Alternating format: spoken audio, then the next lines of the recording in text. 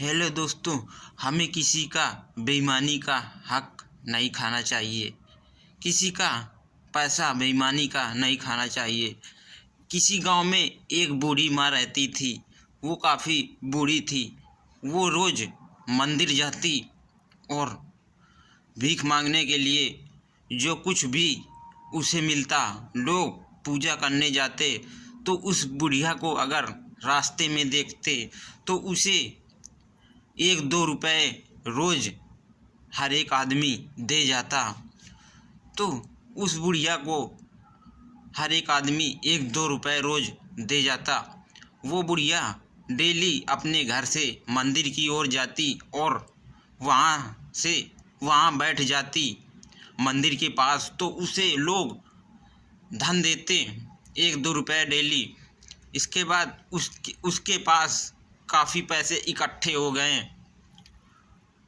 काफ़ी समय में, काफ़ी दिन में उसके पास काफ़ी पैसे इकट्ठे हो गए। तो वो सोची कि अब मेरे पास इतने पैसे इकट्ठे हो गए हैं, अब मैं इन पैसों का क्या करूं।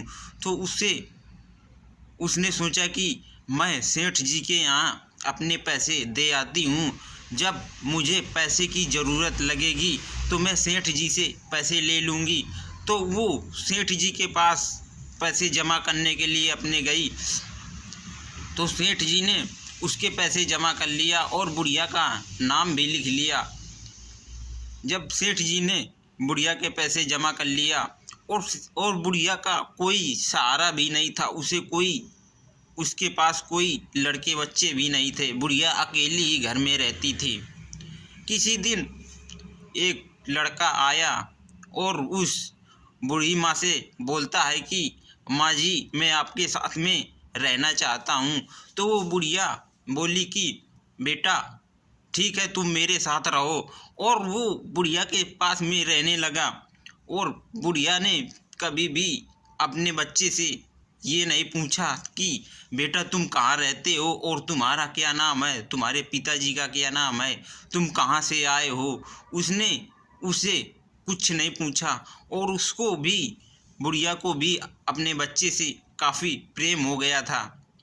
जब उसे काफ़ी प्रेम हो गया था तो उसने एक दिन समय ऐसा आया कि उस बच्चे को तबीयत बहुत ज़्यादा ख़राब हो गई थी। और जब उसकी तबीयत ख़राब हो गई थी तो बुढ़िया ने सोचा कि अब इसका इलाज कैसे हो। तो वो बुढ़िया उसी सेठ के पास गई जहाँ पर अपने पैसे जमा करके आई थी सेठ जी को। तो उस सेठ जी के पास गई और सेठ जी से बोली कि सेठ जी, मुझे पैसे की ज़रूरत है, मुझे मेरे पैसे वापस कर दो। तो सेठ जी उससे, बुढ़िया से बोलने लगी कि बुढ़िया तू पागल तो नहीं हो गई है, तेरे पैसे मेरे पास कहाँ हैं, कब मुझे दे गई थी। तो बुढ़िया बोली कि सेठ जी आप झूठ क्यों बोल रहे हो, मैंने तो आपको पैसे दिए थे और आपने अपने डायरी में भी लिखे थे कि तुम्हारे पैसे जमा हो गए हैं और मेरा नाम भी लिखा था। तो बुढ़िया सेठ ने मुनीम जी से इशारा किया कि मुनीम जी देखो कि इस बुढ़िया का नाम कहीं लिखा है क्या। तो मुनीम जी ने भी देखा कि पैसे लिखे हैं, लेकिन उसने राजा साहब से बोला कि राजा साहब पैसे इसमें नहीं लिखे हैं, क्योंकि राजा साहब ने पहले बोल ही रखा था मुनीम जी को कि मुनीम जी इस बुढ़िया को पैसे नहीं बताना कि पैसे बुढ़िया के हैं।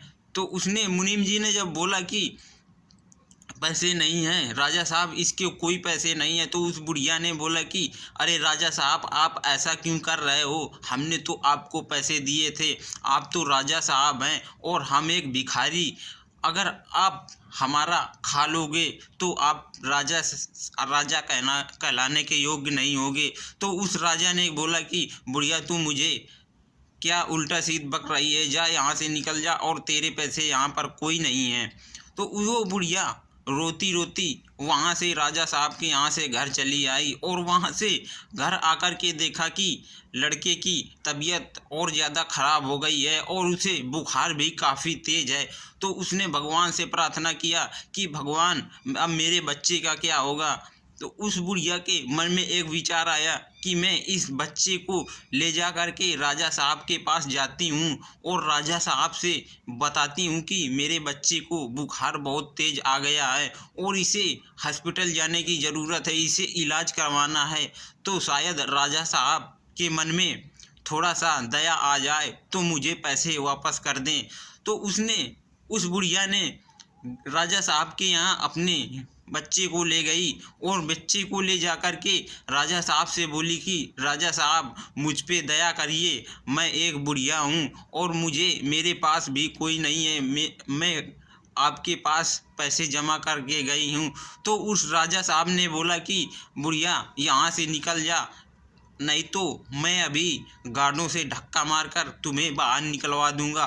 फिर कुछ दिन बाद उसने बुढ़िया ने वहाँ से चली गई। बुढ़िया फिर अपने घर फिर वापस चली गई। फिर राजा साहब के पास गई, बोली कि राजा साहब मुझ पे दया करिए, आप मेरे पैसे वापस कर दीजिए। उस राजा साहब ने उस बच्चे को देखा कि अरे ये तो मेरा एक बच्चा एक मेले में खो गया था, ये इसकी शक्ल उसी से मिलती है, क्या ये मेरा ही बच्चा है। जब उसने राजा साहब ने उस बच्चे को देखा तो उस बच्चे के पीठ में एक निशान था जले का।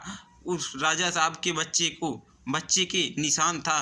तो उस बच्चे के पीठ में देखा कि इसके भी पीठ में जली का निशान है।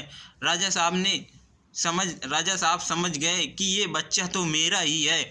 जब राजा साहब ने अपने बच्चे को देखा तो उसने मंत्रियों से बोला कि इस बच्चे को अंदर ले चलो और बुढ़िया को भी अंदर ले चलो, ये बच्चा तो हमारा है। जब रानी साहब ने भी अपने बच्चे को देखा तो उसे गले से लगा लिया और फिर बोले कि जाओ किसी अस्पताल में इसे ले जाओ और इसका इलाज कराओ, क्योंकि इसे बहुत तेज़ बुखार है। तो उसे अस्पताल ले गए और ले जा कर के उसका अच्छी तरीके से इलाज हुआ बच्चे का।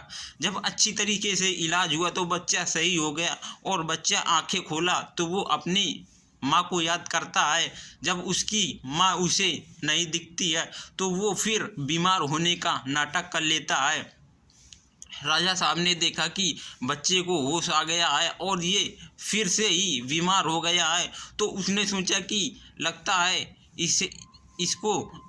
इसकी अभी तबीयत सही नहीं हुई है। तो उसने उस बुढ़िया को बुलाया और बुला कर के बोला कि मेरे बच्चे का ख्याल तुमने बहुत अच्छा से रखा और इसके पास ही आप रहो, क्योंकि ये आप ही का नाम लेता है।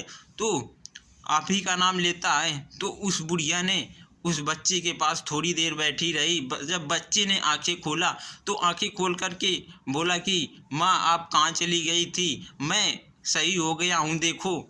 उस बुढ़िया ने बोला कि हाँ बेटा तुम सही हो गए हो। फिर वो राजा साहब आए और राजा साहब ने अपने बच्चे को अपने गले से लगा लिया। जब उसने गले से लगा लिया तो राजा साहब का लड़का था और वो लड़का भूल गया था कि ये मेरे माँ बाप हैं, क्योंकि काफ़ी दिन हो गए थे।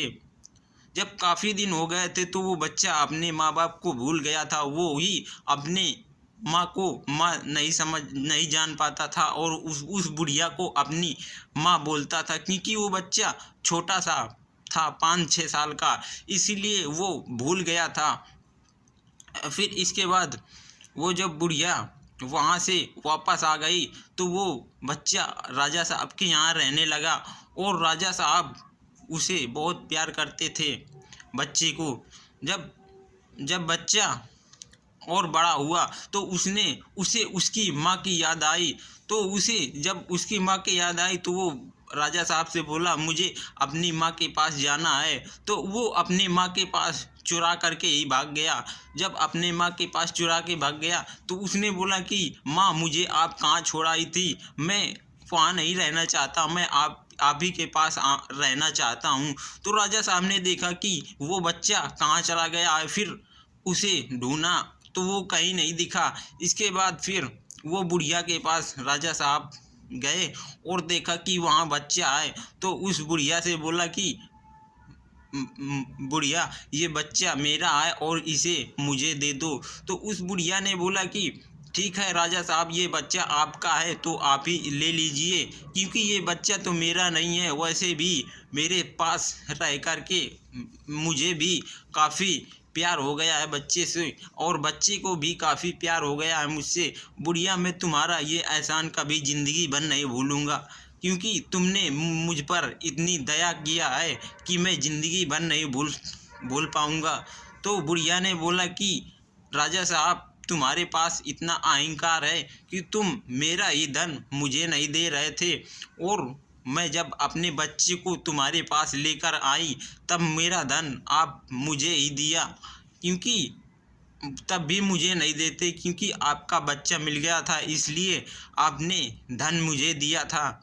और ये धन हमने बड़ी मेहनत से कमाया था, भीख मांग मांग कर। और आप लोग दूसरे का बेईमानी करते हो, तो इसीलिए आज आपके पास घर द्वार इतना सारा है। लेकिन हम लोगों को बेईमानी नहीं करना चाहिए। अगर हम किसी का बेईमानी करते हैं तो हमारे साथ में बहुत बुरा होगा।